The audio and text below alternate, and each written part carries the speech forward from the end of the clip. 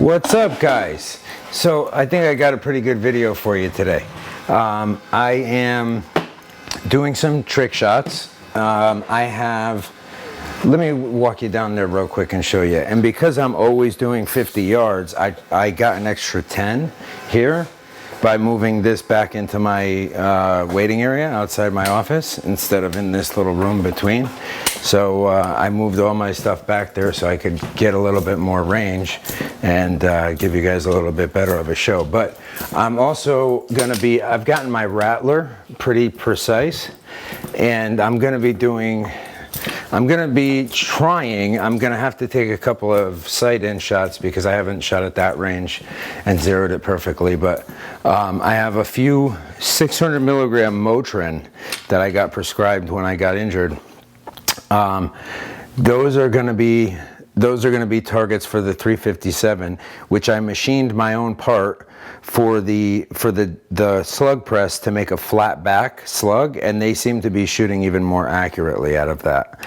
And then there's a couple of penicillin, there's some paintballs, and then I'll do some sight-ins. But I'm going to do another video shortly with this kind of stuff because I ordered exploding targets as well as exploding ammunition, exploding pellets. And I'm making a silencer for my main 22 impact, and this is how far along I am. I decided to go with straight baffles rather than the V-shaped, but it's going to be inside this FX Donnie FL thing, and I'm going to use the same parts that screw it in. And it's going to be, dead centered in there, and I'm going to cut this and drill holes through every baffle and all that stuff. And they seem to be working phenomenal. I've made a few of them, and I'm very excited. My CNC machine is going to be coming in very soon. Also, I'm going to have some another gun to review. I bought an Ed gun Lishi 2. With a 450 millimeter barrel and 25 caliber with a behemoth silencer and the Huma Air Raptor valve. Regulator rather.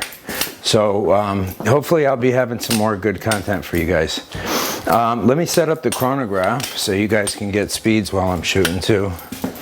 I have a separate phone that I use for this. It's just a cheapo phone.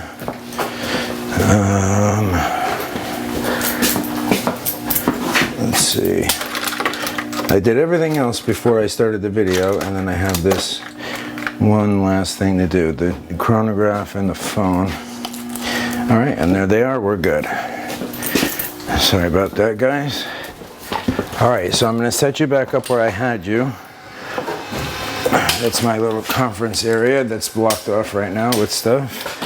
So I moved everything around to be able to get some more range here. Okay, let's see. All right, so I have the tacticam on, so I'm gonna hang out with you guys. I'm gonna try to lay over that video on top of the video that I'm talking to you on now, with less the voice. So hopefully that goes on without a hitch, and you guys will be able to hear and see everything that's going on.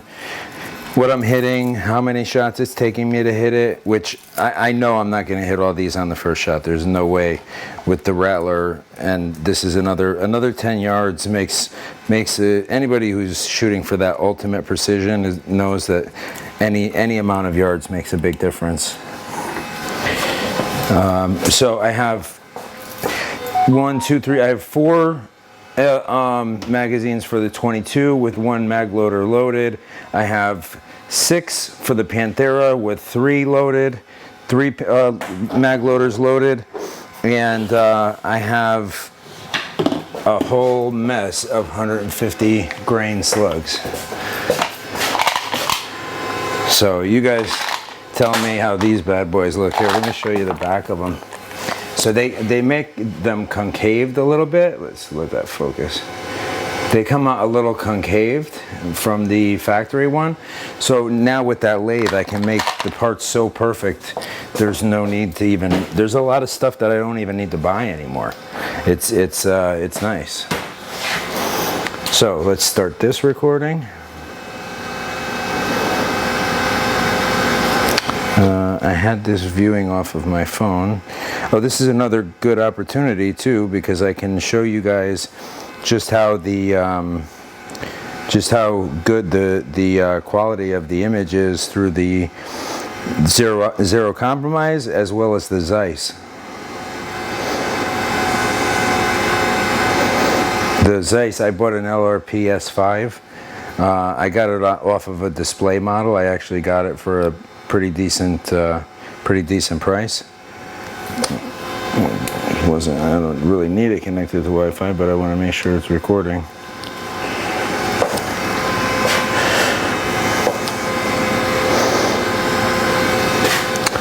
Tell me this thing is dead.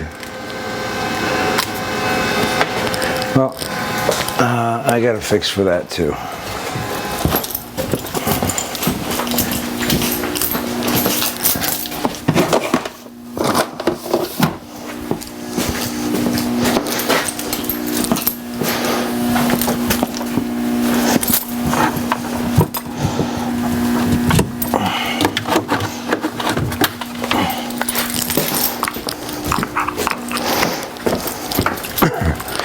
Okay, I'm very sorry. I tried to be prepared for this video and it seems I didn't do everything, but I'm going to put a power bank to it and get this bad boy going again. Alright, so now it should just be recording right now. Or no, maybe not. Yeah, if that light's flashing, that's recording. No, I don't even need to. That's fine. It's blinking, so it's recording. Okay, now let me open up FX on here.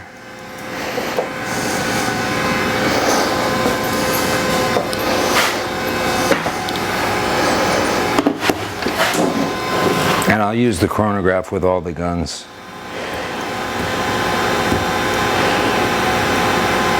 So yeah, I was looking at compacts, and the Panthera compact looked pretty intriguing, but I already have a Panthera and I could make it a compact easily. I know that if I wanted to. So Edgun has had my eye since I bought the press slug, and the press slug has been phenomenal, and I've had an eye on that gun since then. So I gave it a shot. Let's see. Yeah, my vision through this is a little less, unless it's the lighting in here that's making it feel that way. But I can still see what I'm doing. Let's see. Let me adjust the parallax a little bit. Okay, I'm gonna sight in real quick on one of these targets.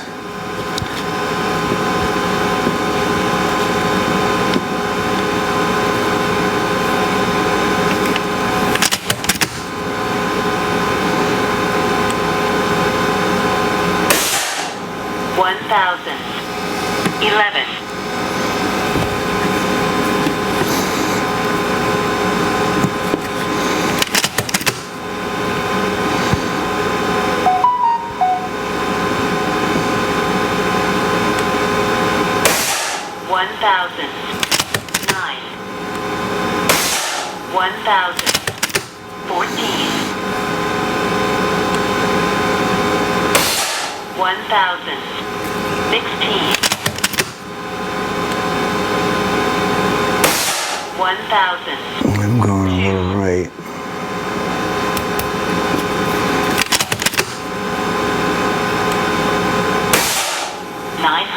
Now left, and I'm still low. Actually, you know, I'll just turn it up to get it higher.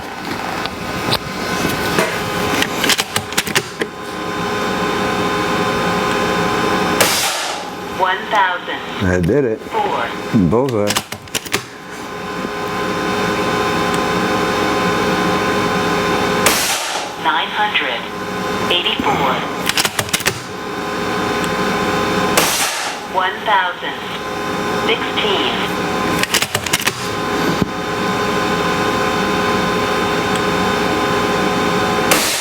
What the hell happened? That was a hell of a flyer. I don't need this thing down right here.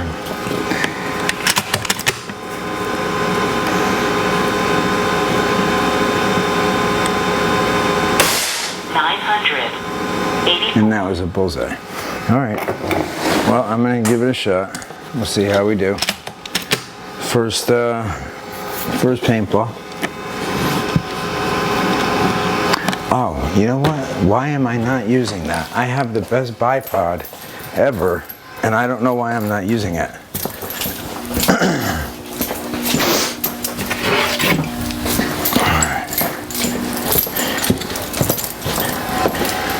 This is the most badass bipod I've ever seen.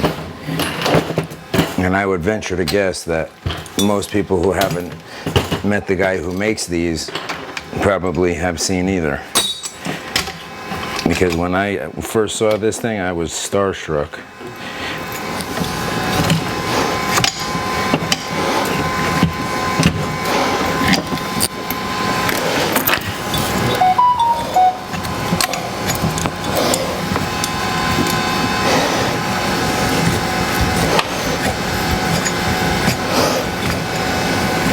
So this joystick actually allows you to move the gun up, down, left, right.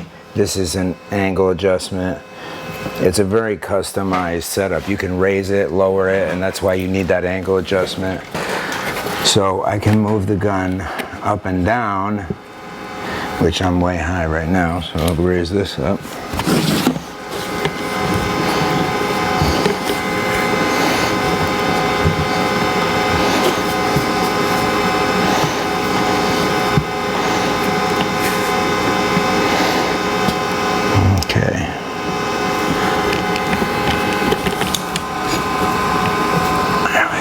Set in the Picatinny.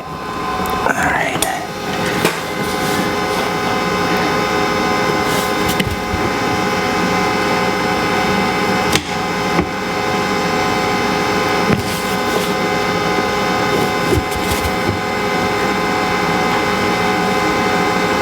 And you can move left and right as well as up and down.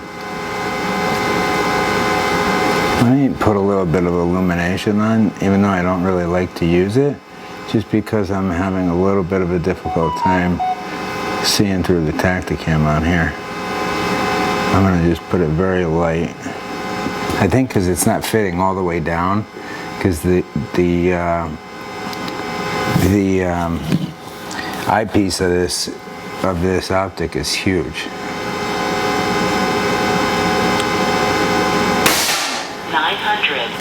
Missed.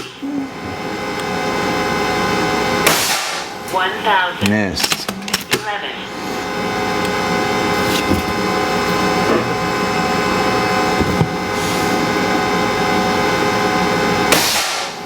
Son of a bitch. 1,000. Hit the target.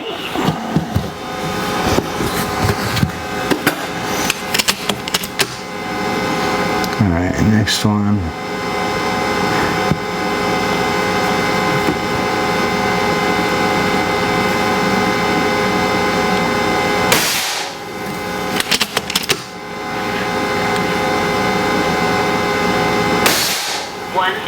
Damn.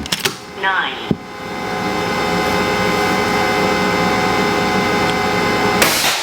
There we go. Now I'm getting on it. 1,000. 9. 900. Clip the target on that one. I only got 2 shots left, which I'm gonna have to stop in the middle. What do I have next? Alright, I got a blue paintball, and then looks like something, one of the aspirin fell off. Then I have the penicillin, which I'm going to shoot with either this or the Panthera, and then I have the other aspirin, which I'm going to take the rattler out for. And then in the bottom row I have another penicillin, another aspirin, and I have plenty more. I have a pile of this stuff on the desk here. So I'll give you guys a show. I can't wait to get the exploding ones. I didn't even know they made exploding pellets. Only 22 caliber, which this is set up for conveniently. 900. Shit. 86. Got it. Blew that penicillin up.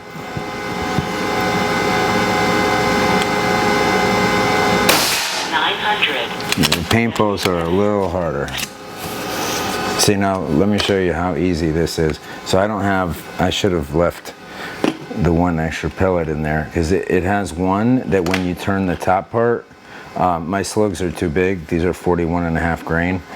But it leaves you one extra pellet in the top that you can turn it to, you can turn the other piece to just open that one hole, and then that one hole will, will allow that first pellet in to hold it in place while you put the rest in, and it just fills it. I mean, it's that easy, and I got a full mag again. And you carry 4 of those with you. Even if you only have 1 magazine, you got 5. It takes 2 seconds. 1000. Took the paintball out on the second shot. I'm still so used to adjusting with that I forget to use the bipod. Nice, first shot. Okay, even though I just started using the impact, I think I'm going to give the Panthera a shot. I'm going to shoot that a little bit, and then I don't know if you guys caught my silencer video where I made a silencer similar to the one I showed you in the beginning of this for that gun, and I've been shooting it with that. So I'm going to take this tacticam off and switch that as well. So where did I put my 4mm? Right here.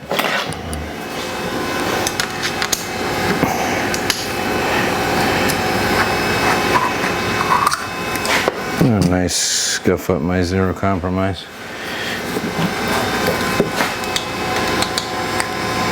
There just is no cap big enough. I mean, the tacticam frame thing itself is just really not even big enough for this.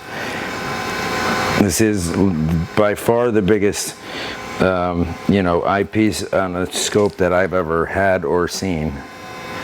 Zero compromise makes big, bulky, sturdy, incredible scopes, and the clarity is literally unparalleled. I mean, the Zeiss is very, very close.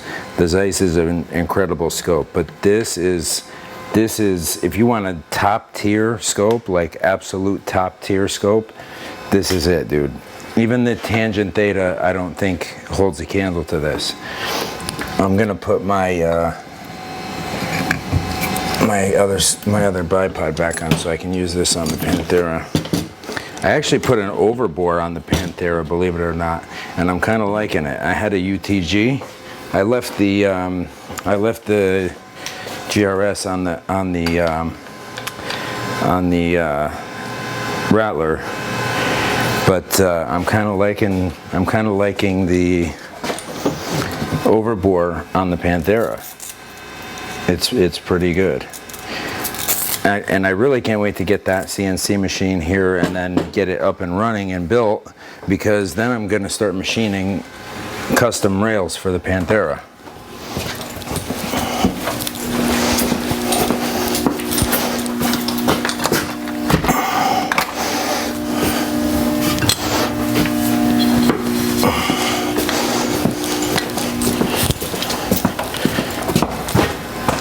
Yes, you guys heard me right. Custom rails for the Panthera.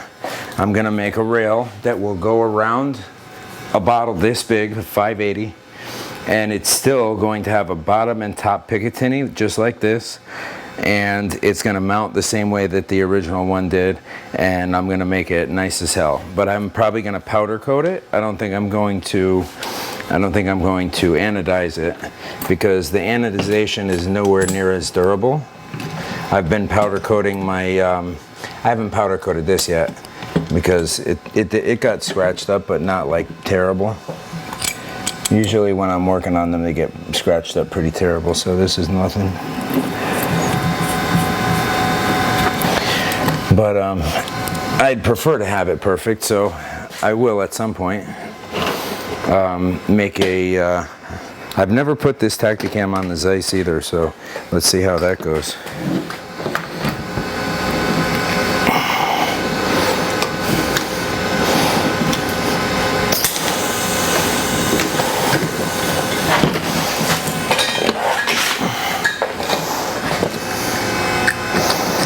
Oh, that one can actually take a sleeve.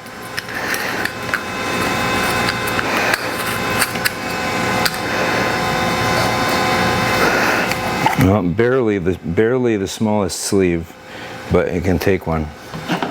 And it does go further on. This is also a big scope with loud clicks, and it's very tactile.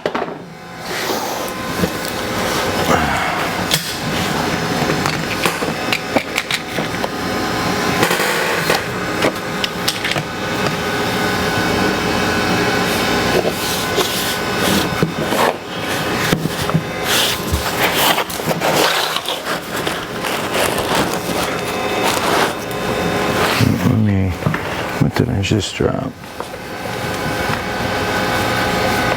I have no idea what that is. That just went in my boot, but I need to drop this down.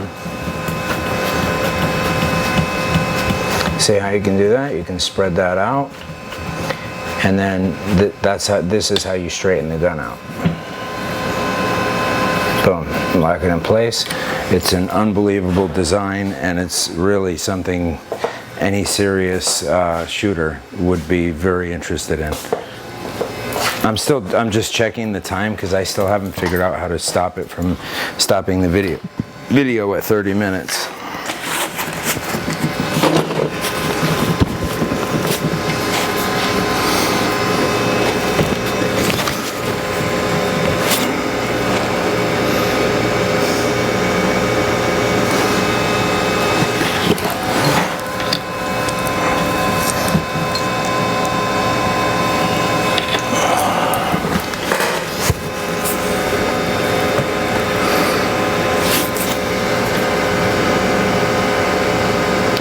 Well, sorry if the tacticam's a little crooked. I needed to zoom in a little further.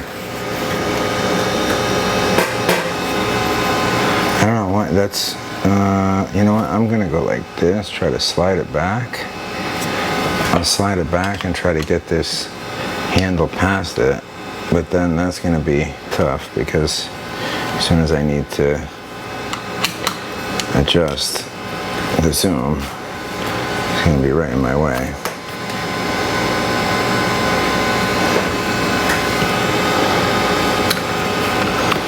I think if I go like this, I should be all right, and that will only leave you guys a very little bit crooked because I have it set up to where it can be off to the side. This is just, actually, you know what, if I do this, if I turn that one, it should straighten it out.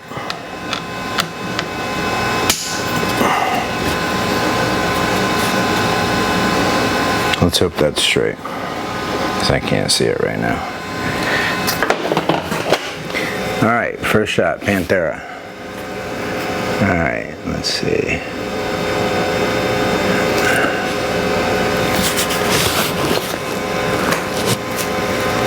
I'm gonna do a group on the small black target real quick first.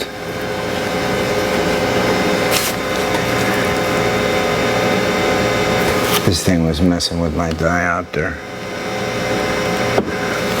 Son of a bitch. That's one great thing about the Zero Compromise. It's a locking diopter, and like truly locking. It is not moving. You're not getting that diopter to move. Once you lock it, it's staying there.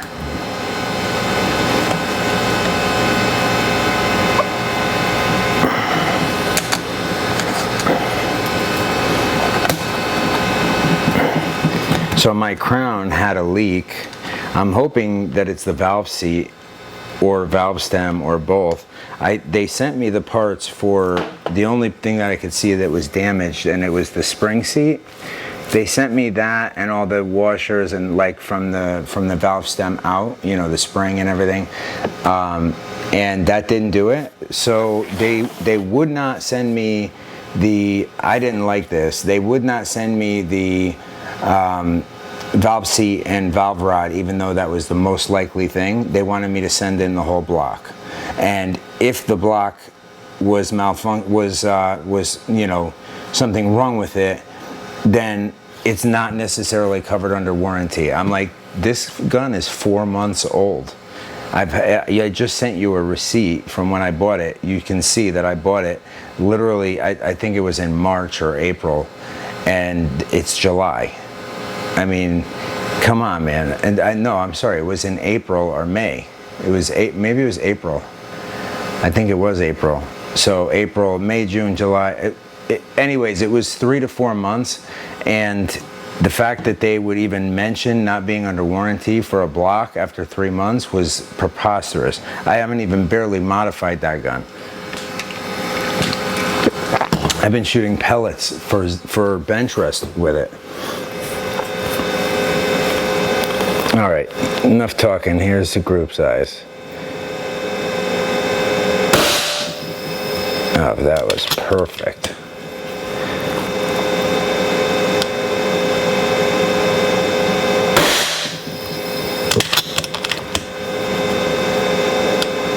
Oh, where's my, oh, it helps when you put it on.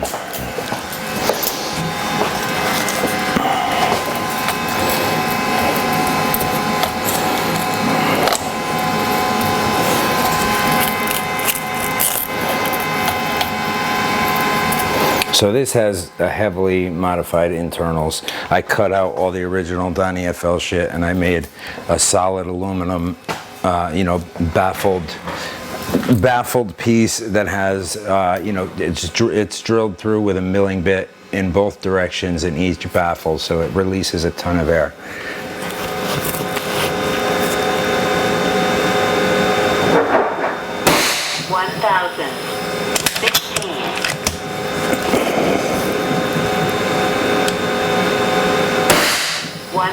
Oh, that one was a little high. I think I let the kick get back.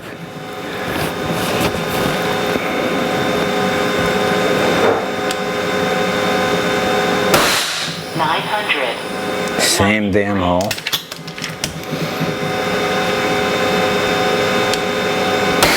1,000.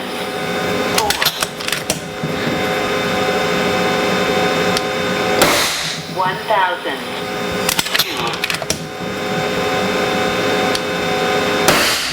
1,000. That hole is just getting bigger and bigger. 1,000. 16. Oh, that was a little bit low. All right, let me go for a target. Let's go for the penicillin, which was on the bottom over there.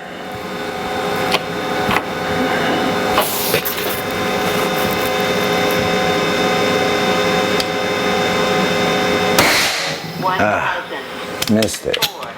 Shit.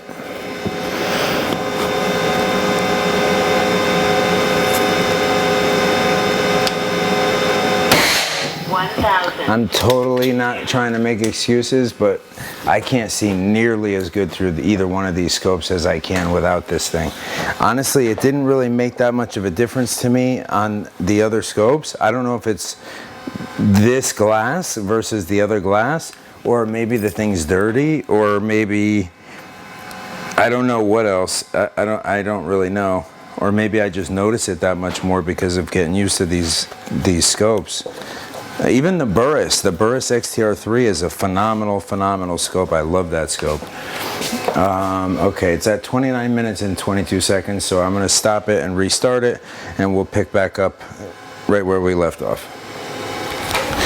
I am getting so incredibly sick of that 30-minute stop thing. I know this turned out to be a long video, but I was trying to show you guys a bunch of action, so I figured it was worth being a long video to give you guys a bunch of action. And the next one is going to have even more action because I'm going to have explosive targets and I'm going to have explosive ammunition. And shortly thereafter, I'm gonna have a new gun to shoot it from. Well, I can't shoot the explosive ammunition, but the explosive targets, because those are 25 caliber. I mean, the gun is a 25 caliber and the ammunition's a 22 caliber. So I can't shoot that, but what I can do is I can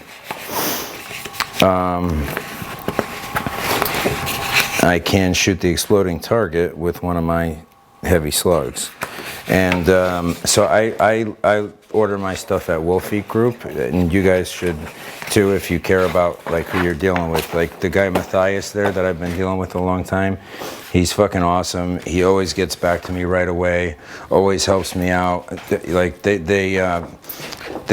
gave me the regulator for free. They hooked me up, and I mean I spend a lot of money there, but you know it's a give and take relationship is my point. Like they don't, it's not one-sided with them.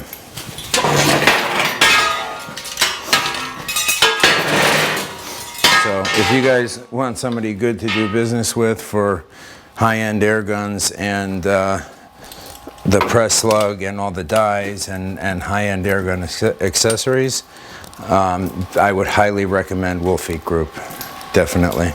They're one of my favorite people to deal with. Them, Pellet Shop, Airgun Outdoors, the guy that I got my Western Rattler from, he's awesome too. Pyramid, not so much. Utah, not so much. Those bigger ones they're the bigger ones. It's like dealing with Amazon. You know, it's, you get that kind of feel. So, I mean, maybe not everybody does. Maybe other people like it, but it's just not for me. I haven't had the kind of experience that I would hope to. Like when I bought my 2 rifle scopes, my most recent 2, the Zeiss and the Zero Compromise, I got like first class service from Mile High Shooting in Colorado. Like first class customer service. They called me to check in.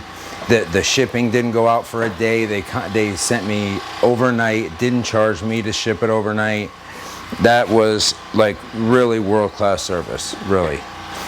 So just so you can see from this side, I'll shoot it a couple of times so you can see how much kick it's actually got.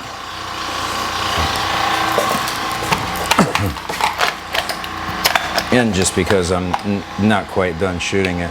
But this gun, I like the tactical scope on here. This is a 4 to 20, and I put the flashlight on here. Has, you know, you can turn it on and off for a second, or keep it on. The big grip right here at the bottom. Not much else. And then the GRS bipod and the 700 millimeter bottle. That's about it. Which the 700 millimeter, I almost wanted to do dual tanks, but I think the dual tank setup looks so dumb. Like when it's on the gun, it just looks stupid. That's in my opinion anyway. I would rather just get the adapter that you can put a bottle right to it, and the gun is fed from the bottle, and then you have to carry the bottle, which sucks, but you know, out of that 700 cc, if I turned it down a little bit, I could probably get 2 magazines. But with the way it is, I can get maybe 12 shots to a magazine. All right. I'm gonna go for the center of that brand new target.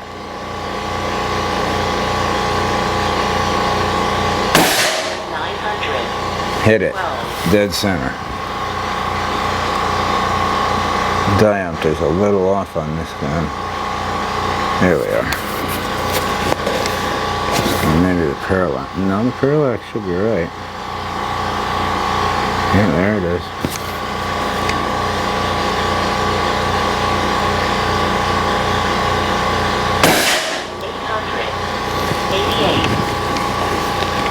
So you see the kick from this thing?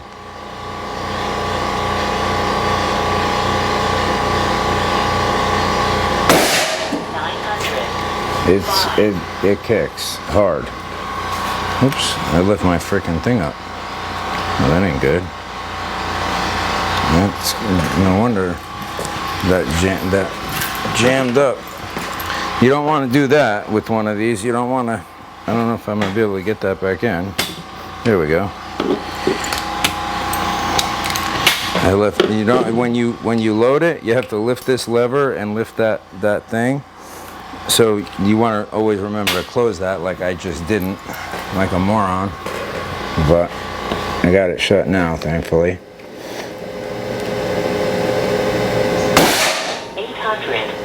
888. 888. 888. Talk about consistent. You hear that? 900. See, I gave it a second, and it gained 12 feet per second. That's what I mean. Between shots, you just got to give it a second, like as if you had a cocking lever. I mean, you don't have to. You can double tap this, triple, quadruple tap it all day. But if you want consistency and consistent accuracy, then you gotta give it a second. 900. 800. Not like that. 79. 800. 800. 84. 800. 95. 900. 2. 800. 95. 800. 81. All right, that's it. So let me just show you the damage I did with that. So I was going for the center of that new target I had just put on the paper target. And that's exactly what I hit, was the center of that. Even with those double taps, even with the rapid firing and a little bit of wild firing I was doing, I didn't hit anything further than a few inches in that center. And the ones I was really aiming on, you'll see there's a big hole. You see, those are the ones I was taking it slow. There's a couple of double taps, boom, boom, boom, boom. But for the most part, they're all right here. So you can see how accurate the gun is. I mean, for a 357, I haven't seen another 357 air gun with that kind of accuracy. If you guys have, let me know. But I would be eager to find out what other guns that caliber have that kind of accuracy, because I've seen all larger caliber guns, air guns, have extreme inaccuracy. Like the Hatsan Blitz, right? It was the first fully automatic gun that I had heard of. Oh, that jug is full of water. I was going to shoot that thing too. I'll probably shoot that next. I got some pumps down here. It just goes down the drain. So the Hatsan Blitz, I gave that gun a try, and it was so inaccurate. And there was even videos of people shooting it that they were showing like they had crazy accuracy. I don't know if those videos were faked or if they got a different gun than I did or what, but it's not accurate. And they were saying in full auto it was accurate. It was not accurate in full auto at all. I mean, they were so far apart, it looked like it came from 3 different guns. It was obscene to call that accurate. So anyways, and this one is at least a little more compact. Look at the size of the Panthera next to it. I mean, the Panthera is like, wow, that's like another foot and a half, a foot at least, a foot and maybe 15 inches longer.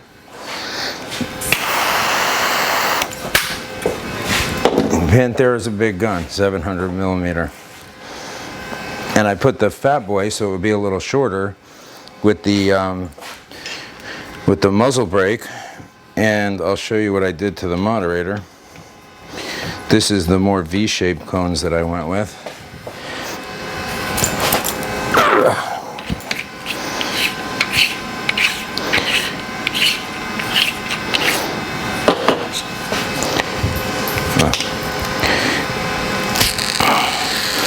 Oh shit, I wrapped it, I forgot. So it does have a little muffling other than the other than the baffles. I did put on this one, I put some wire mesh, Tessa tape, and felt. But if you look inside, you can see all the holes that I drilled. I made the, well, let's see, how can I get you to see it? You see all the holes along the inside? I don't know if you can see it from there. Let me get out of the way.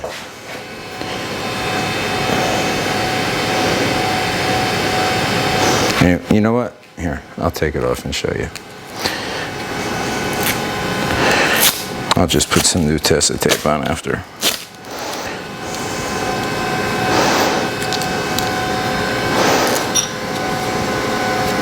What the hell is the end of that one?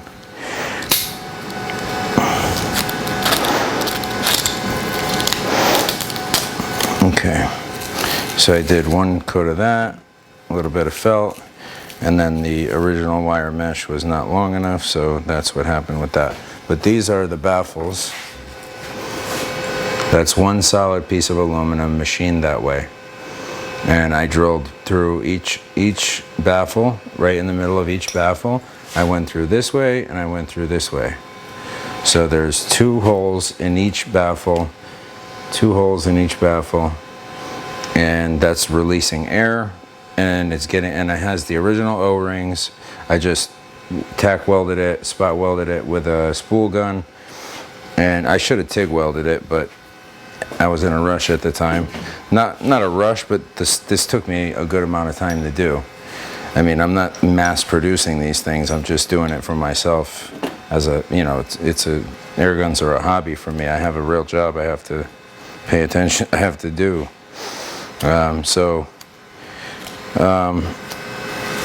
Anyways,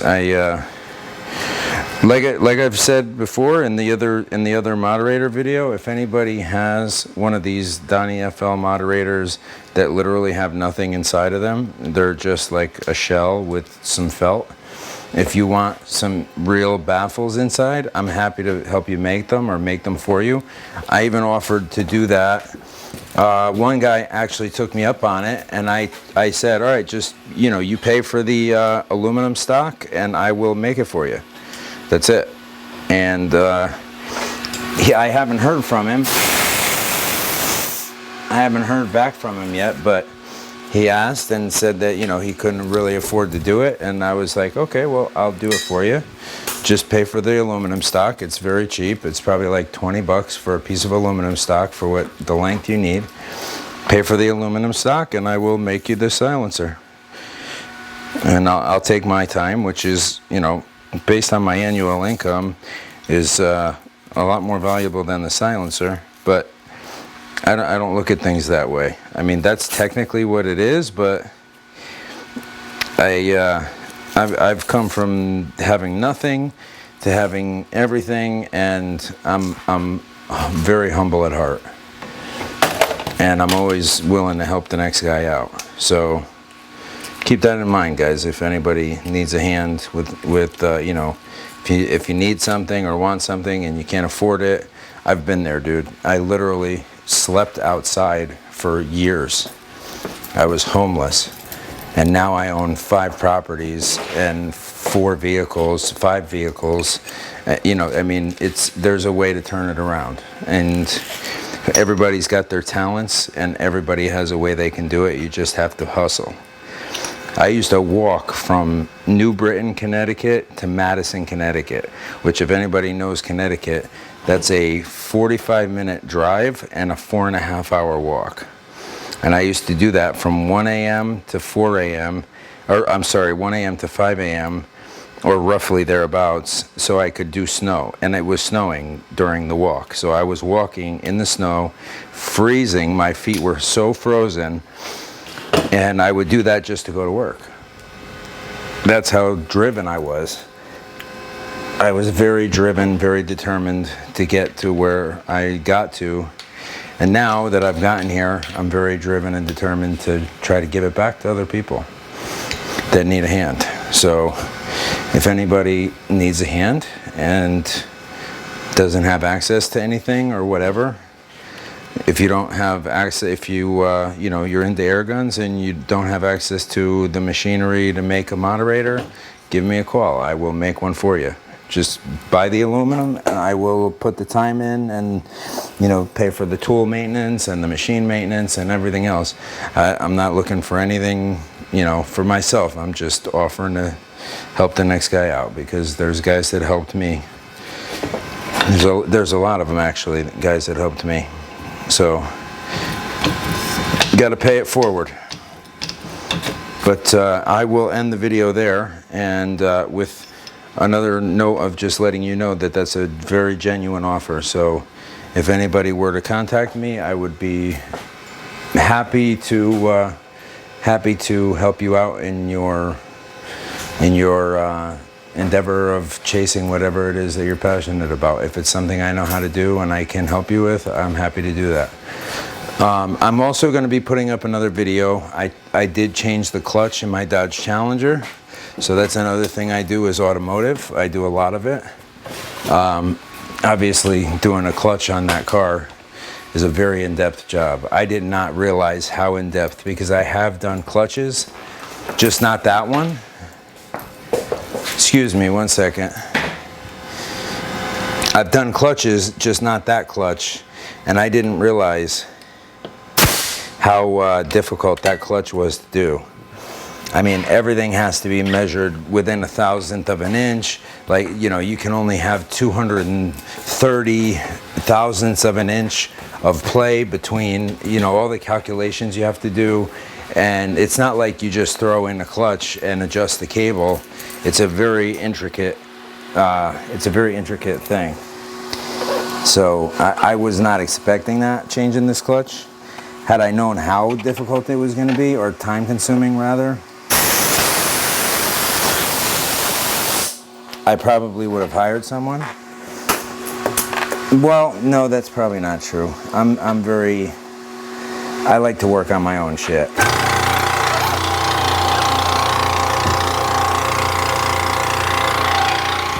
Sorry about the noise, because I always like that peace of mind of knowing that I torqued every bolt to spec. I put red Loctite 277 on every single bolt. You know what I mean? Like when I'm doing 130 around the curve of the connector, I can take solace in the fact that I personally torqued every single bolt to spec with 277 red Loctite, and I know that that car is as safe as it can possibly be. Look at all the condensation on the end of this gun, dude. Look at this. So much air going through that thing. It's crazy. But I'm eager to get my hands on this Ed gun. I mean, I just ordered it, so it's not. Actually, you'd be very surprised. Wolfeek Group is all the way in Barcelona, Spain, and I got my press slug in 3 days. Sometimes you don't even get Amazon shipments that fast. They are incredible with shipping. I don't know how they do it. I honestly don't know if they've got UP or FedEx or UPS or whatever, like on their payroll on the side or something, but they get it done. I mean, the shipping is not even realistic for that distance. I don't know how they do it, but they do it. It's very impressive. So if you guys are in a rush for your stuff too, which I know we all are because we're all excited to get it, but you know, I mean, right now the main thing I'm concerned about is the CNC machine, because once that comes in, I have a big project on my hands. I have to cement it, and then I have to so you have to level the frame, then you have to pour. I got 6 bags of high strength commercial grade cement, which they said you could just use average cement, but I wanted to do it right. And then you have to use epoxy, and the epoxy levels it up because it's liquid cooled, so that levels it up to the drains, which I've actually already got another drain that I'm going to use, because I've been doing my research, and other people said that the drainage wasn't enough and that it was getting clogged because the nets were too small. So I've got some like roof drain type stuff that I'm gonna put in before I pour the cement, because I saw a couple guys did that, and everybody who didn't do it wished that they had.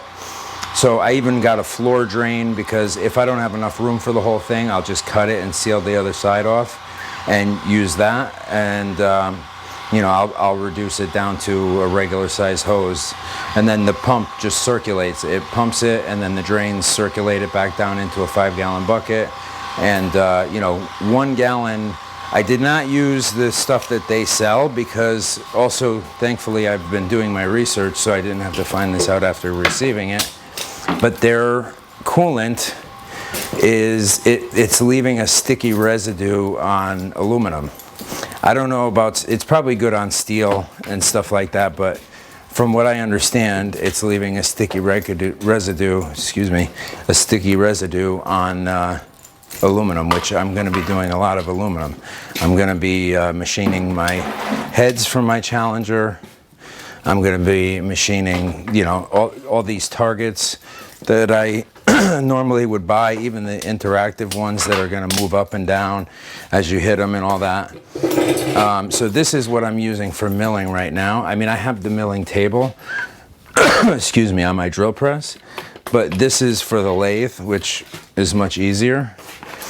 Well, it's much more accurate, it's much more precise. So this is like a small milling thing. This will mount to the tool table. I'll bring you over there real quick and show you. So this will mount to this tool table. Let me bring you down. Okay, that way.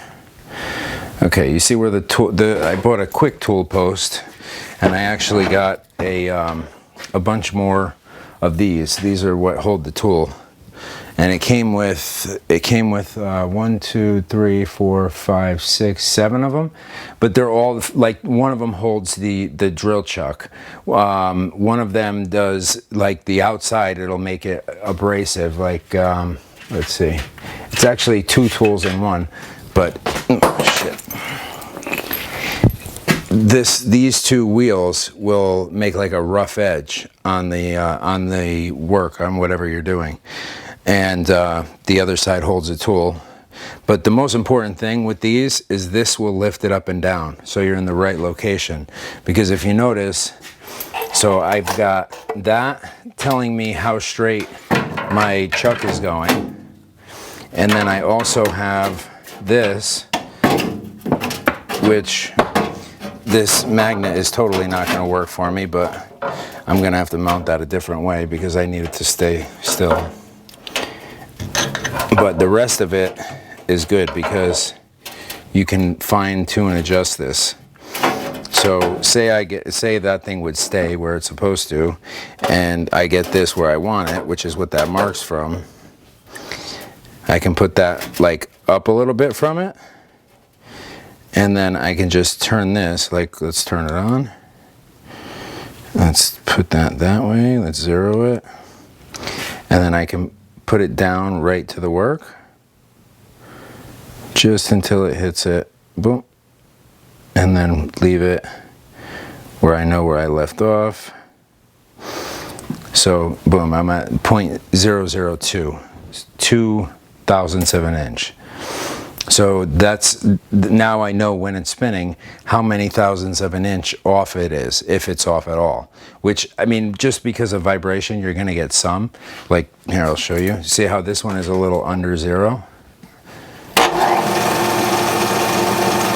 It's not much. Oh, you can't see it. Right there.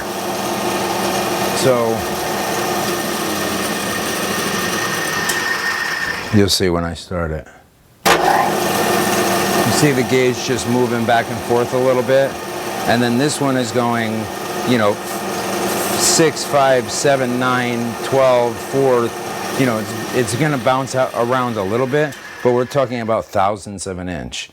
So if you're within, like from on this gauge right here, the analog gauge, if you notice, it has between 40 and 60, those 2 lines. Because if you're within 20 thousandths of an inch, you're okay. because it's gonna vibrate that much. There's just no two ways about it. So they're very good to have. Those are a necessity as far as I'm concerned to do accurate work. And then I have this isn't liquid cooled, but I did set up an air cooling system. This will blow out air. And then there's a dust extraction system underneath for the metal, which will get most of it with the blowgun and everything. That sucks it through that hose and puts it into that bag. And then when I need it, if I open up the oil line on that, it has cutting oil in the back that will come through it. So, and then I also have the same thing, but mainly for cutting oil on the drill press with the milling table. I have this, and then this is for air, this is for cutting oil. Oh, you guys can't see. I gotta pay attention to this so you can see. So I know if you can see. There we are. So you see the air hose and then the cutting oil hose, and then that metal flexible hose goes down and you aim it wherever you need to. But that's all stuff I customize everything I buy. I mean, it's kind of pathetic because I spend a lot of money on some stuff. Like this lathe was over $3,000, and then I buy it and I'm already buying like thousands of dollars worth of parts for it between all these quick change tools in the post, which was well worth it to me, but it adds up. And then it came with a 5-inch chuck and a 6.5-inch 4-jaw chuck for odd work. If you're doing a square or something, you can put that in there and put a hole in it or do whatever you need to do. But of course I needed to get an 8-inch 3-jaw chuck, which is right there. And then those are the backing plates for them. And then that's a universal one you can bolt things to. And that's the 4-jaw. But on the 4-jaw, those jaws are each individually adjusted. It's not self-centering. So you have to center it on your own. And you have to use tools like that. And then I have so many tools just to make sure that these things are accurate. Like this tells you exactly how much angle, right? Let me zoom you back out. That shows you exactly how much angle on a digital one. I have an analog one of those. This is for gauging metal. That tells you your metal gauge. This goes in the chuck and tells you if your tool is in exactly the right spot. And then obviously a typical micrometer. And then I have my great-grandfather's old school micrometer, which is precious to me more than any of this stuff. So this goes from 1 to 2 inch, and it's an old school, legit, caliper or micrometer. And it's something. And then he also had to take the inside measurements of a hole or something. He had this, and you would use this to spread it out and get the inside measurement, and then measure that with the micrometer. And this was from a company called Starrett, Starrett company. And they made top-of-the-line stuff like this back then. And this is a modern day digital caliper from 1 to 2 inch. So I've got from 0 to 2.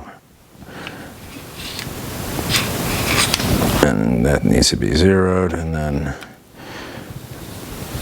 oh, this is in metric. That's another thing I really like about it, is you can switch from metric to thousandths of an inch. So yeah, you have 1.028 at full capacity.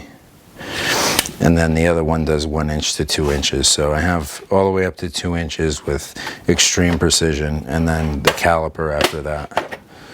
And then this is the analog version of the gauge to tell what type of pitch you have.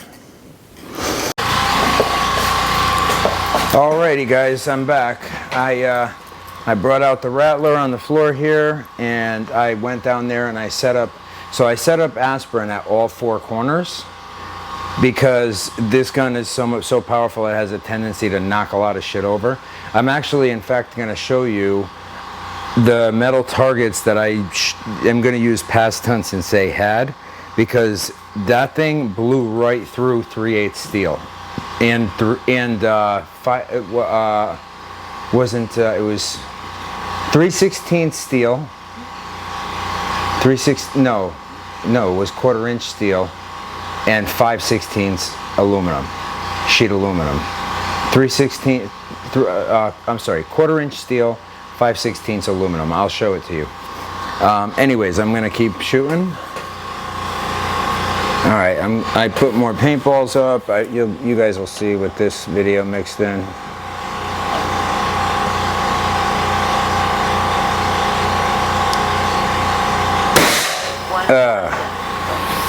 First shot, but I took the target with it. I think I barely clipped it.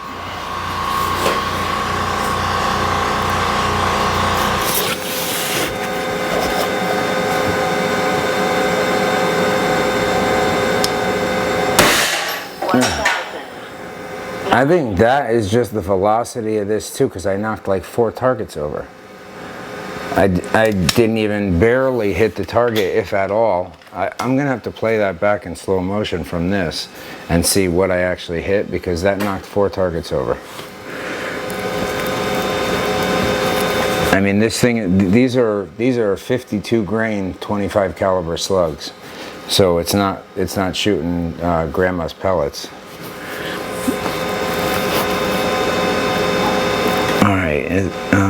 Is that an aspirin? All right, I'm gonna go for this is the penicillin. 1,000. Shit.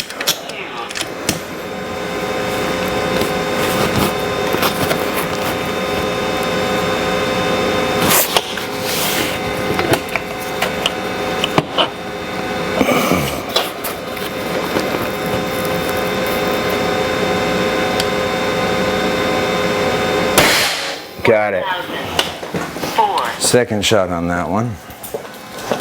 Excuse me 1 second, I just got to close this.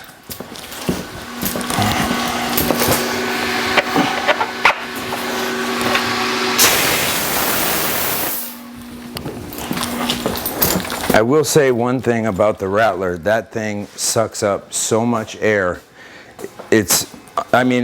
It makes sense because it's throwing 150 grain projectiles. I've shot up to 200 grain, but on average I've got it zeroed at 150 grain, and it's shooting them nearly 1,000 feet a second.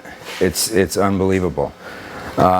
So you guys will see that shortly, but the Ed gun I got all black with the tank. It's a 470, I want to say. And then I got the Behemoth moderator and the with the Picatinny, and I'm gonna put a small bipod on it, but I'm gonna keep it like a subcompact, or at least a compact. That was a little low. I hit the target. All right, where are all my aspirin? All right, I've got 1. I got 3 out of the 4 aspirins. All right, so I'm just going to take these targets down.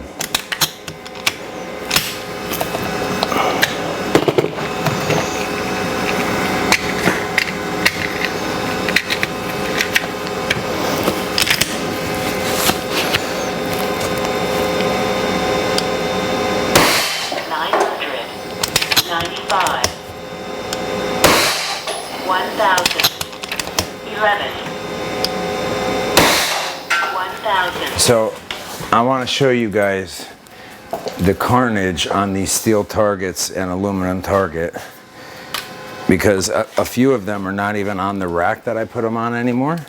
They just were so beat up. I literally shot the strings. It's wire rope that I crimped together with ferrule stops, and it just blew right through it. I mean, that gun has got such tremendous power. I think it's literally the most powerful air gun on the market.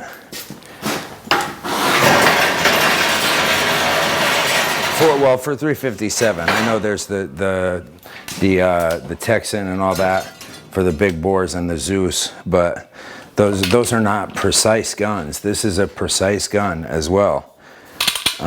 So this is what's left of. Let me turn this so I can see it. Okay. All right, that's what's left of.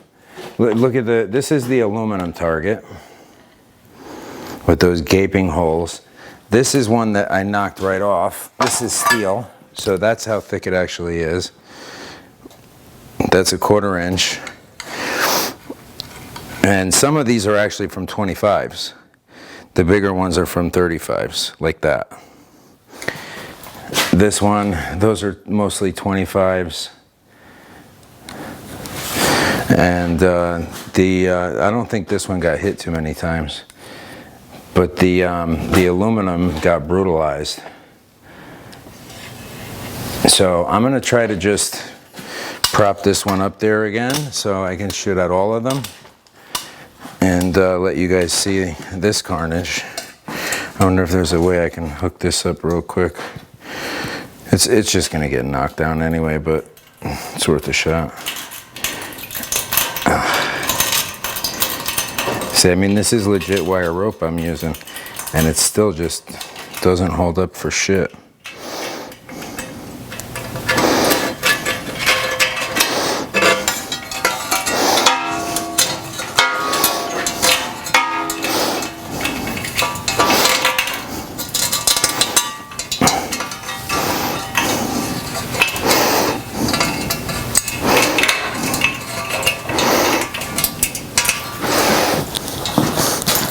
See if I can't tie this one up.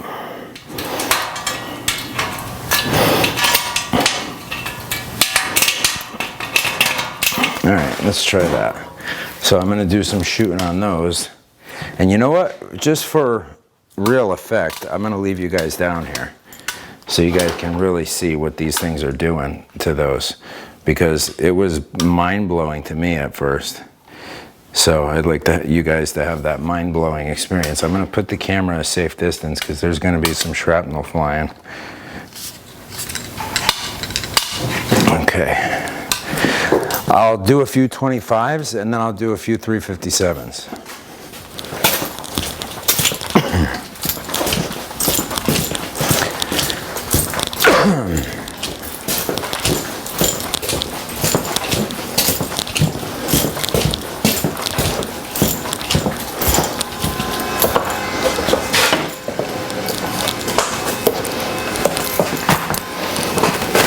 We can shut this off now. I can use my actual scope.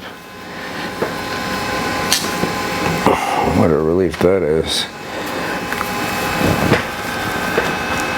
The scope is totally different like this.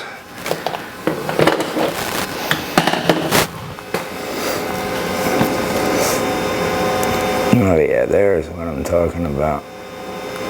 Oh yeah, buddy. Right there.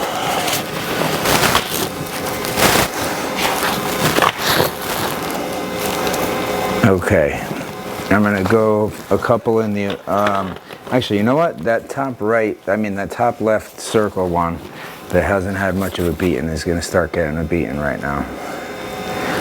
Start there.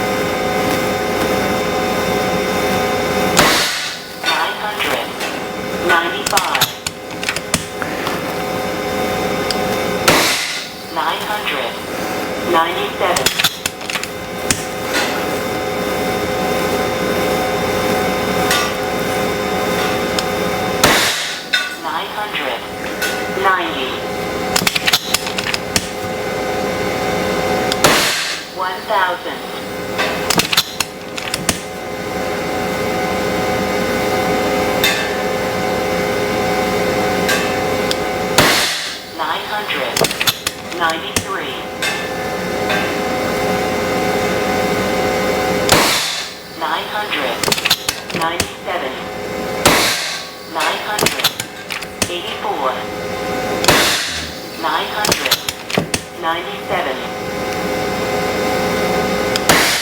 993, 1,000, 997, 1,004. Now you just gotta sit there and take it, bitch.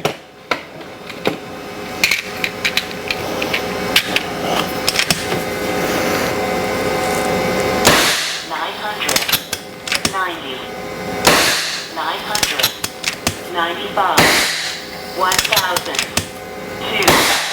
997, 1,000, 4, 993. All right, let's take a look at that bad boy. Oh, actually, yeah, I'll come back and do the 357s after this. And make sure my camera's in one piece too.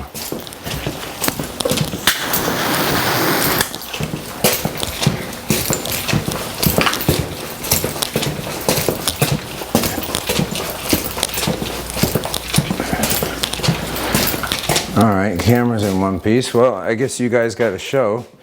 Yeah, there's some holes in it now.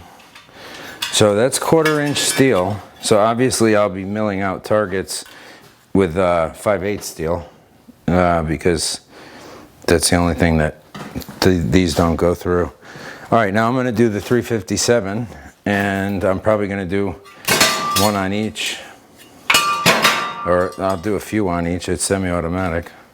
I'll make some big holes for you.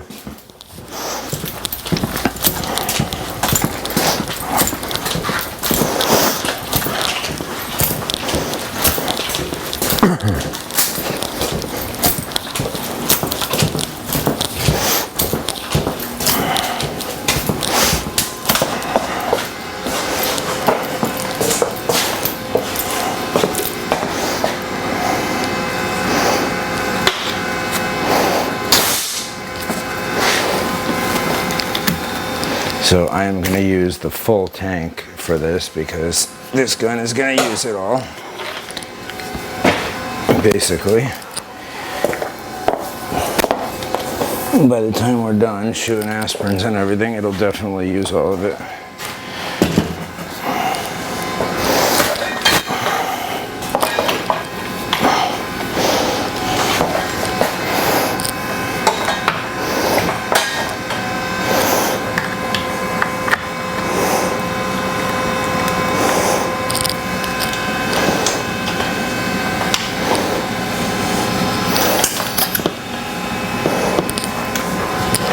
Alright, I gotta load this baby up.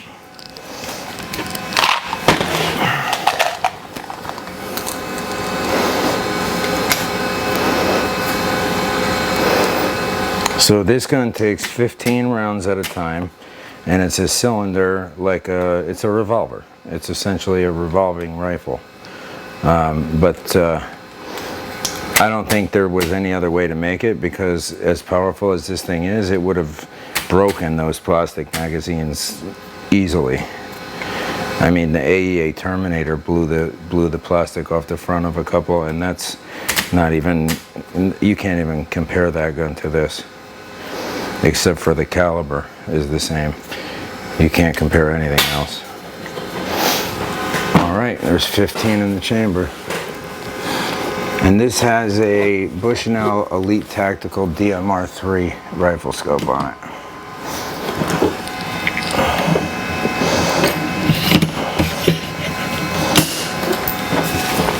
Alrighty. I'm gonna go for that same top left one first. Whoa, okay. Well, that target's gone. Let's go for the one I just tied up.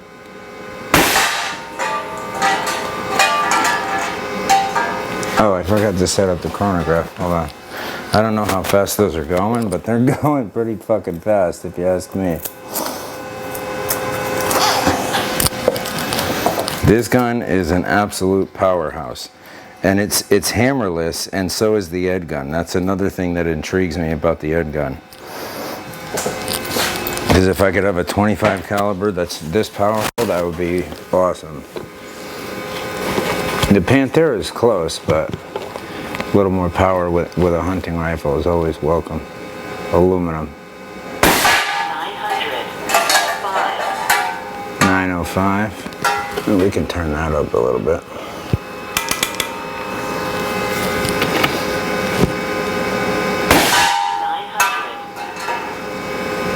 Oh, I turned it down.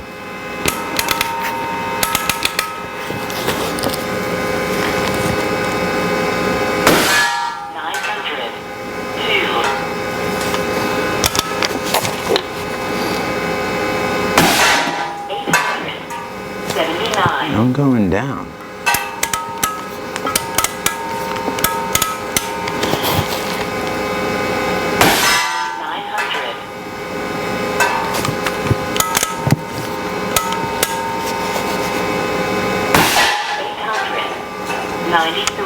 No, it's got its happy spot. 900. Let's try that other little one. I gotta move over a little bit to get to it. 879.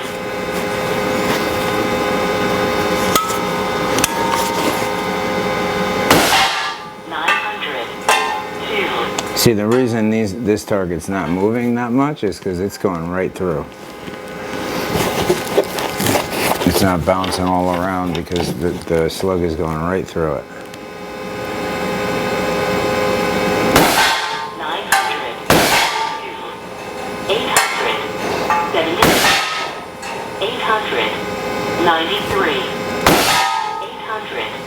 893. That's it, 15 shots.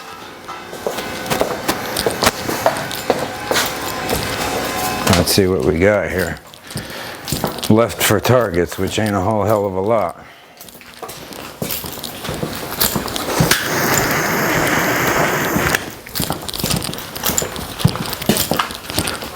Well, we got 2 targets left on the stand. Wow, that's got some big fucking holes in it now, don't it? Oh yeah. Holy shit. Bent this thing right in half too. Let me just show you the carnage over here. Let you see it up close.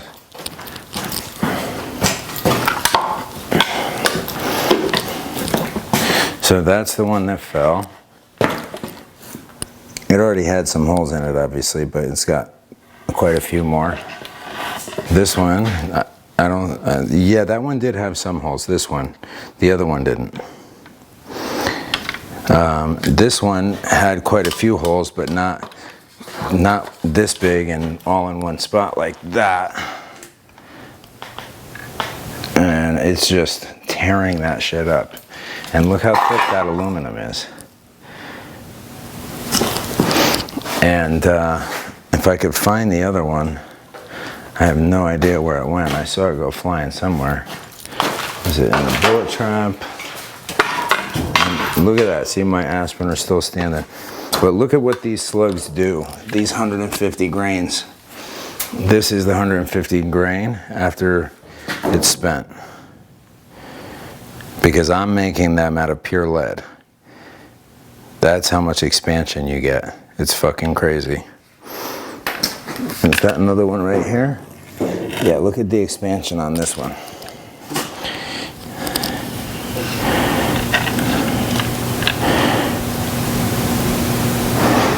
Unbelievable. Where did that other one go?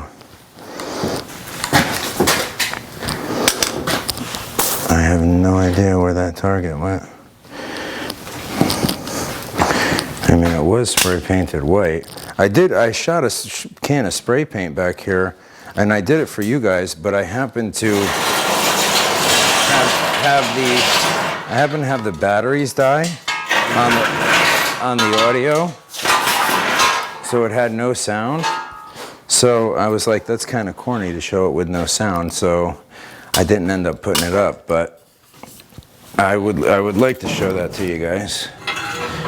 All right, so I got an aspirin on each side of the bottom and one on the top. I'll go for the bottom ones first. Actually, no, I'll go for the top one first because I'm less likely to hit anything else that would knock it over. And then I'll go for the two bottom ones, and then I'll even try for a paintball. Because that gun, believe it or not, really is that accurate. Where the hell did that target go? Maybe it went up over the bullet trap? No, there's a whole bunch of other. Oh yeah, there it is. It went up over the bullet trap. My God. Hold on, let me stand you guys up for a minute and I'll grab it.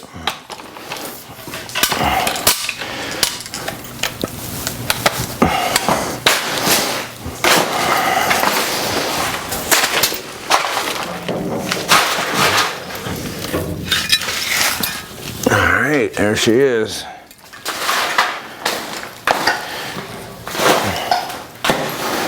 That's what's left of it. 1/4-inch steel. See the thickness of that? That's plasma cut, but you know, that's why I'm looking forward to having a CNC that can machine that nice. Have a nice target like these little targets that I bought. It's just stuff that I'm never gonna have to buy again. Now that's a 5/8 thick target. That doesn't do any damage to it. All right, so let's do the aspirin. Matter of fact, I'm gonna leave you guys down here because my view through the scope, because of the reflection, in the daylight outside, it's all good. But inside with you know, artificial light, it's not all good. So I'm going to zoom you in so you could see. Yeah, you can see the aspirins. Okay, I'm going for the top aspirin first, and then I'm going to go for the bottom two, and I'll announce which one. Oh, actually, that right one's going to be too far. I'm not going to be able to see it from back there. Let me just put it. I'm going to have to put it there, and I'll put this one here. All right, let's do that. I'm gonna have to take a couple of shots to for sighters on that gun because I'm not sure exactly where I'm hitting. So I'll announce the targets too, so you can see that.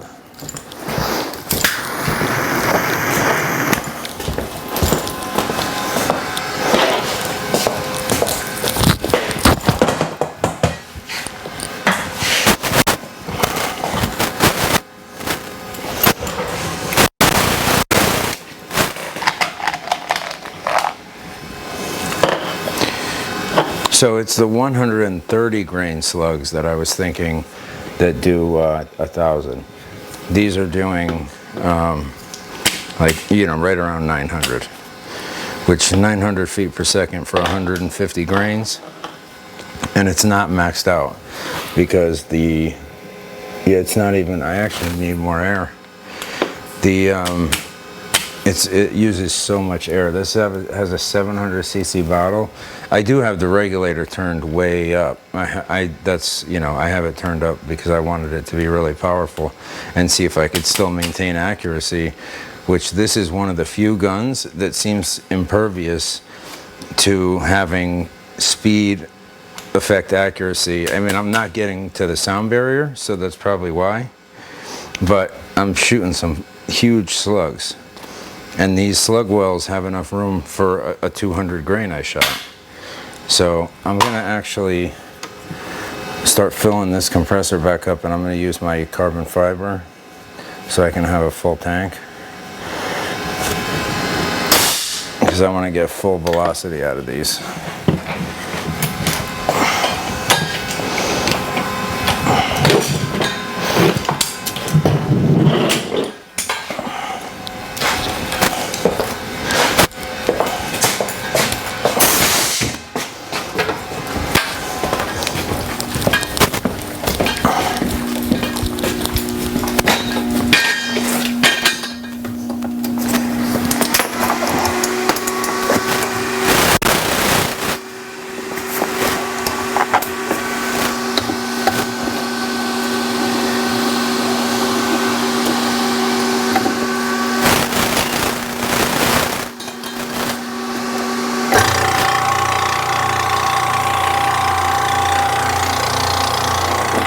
already down to 213 bar from 300.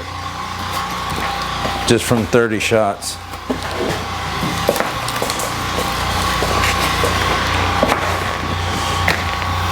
Well, now the gun's mostly full, and I'm starting with a fresh tank at 310 bar.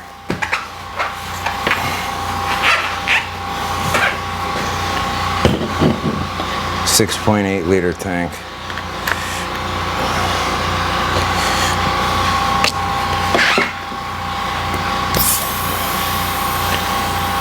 There we go. All right, now she's up to 300. This would be fun. All right, let me set this. All right, I'm gonna go for the top red square target on the right-hand side.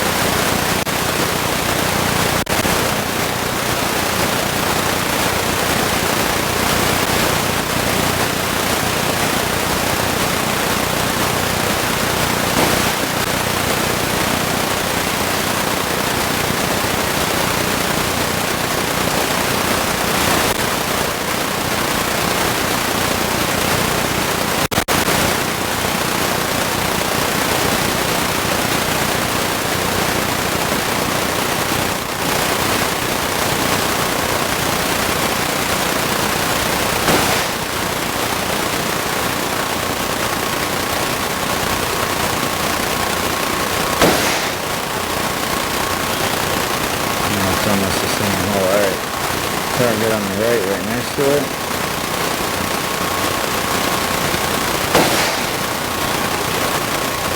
Alright, I'm ready. Master number 1, left hand side.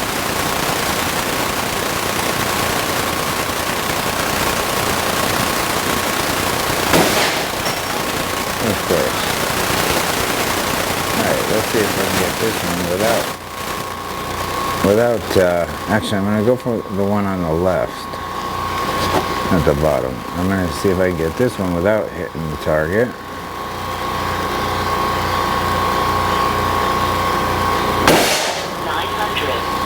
Gotcha. See if I can do it.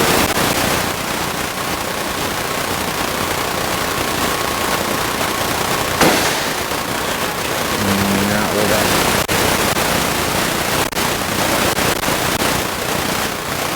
Bottom row, the left orange one.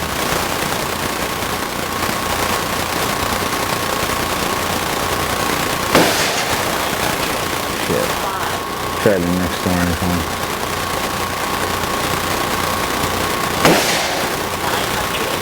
Shit.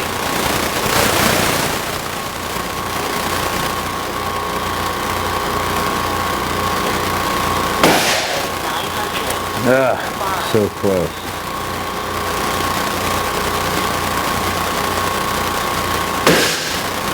Shit. Reload.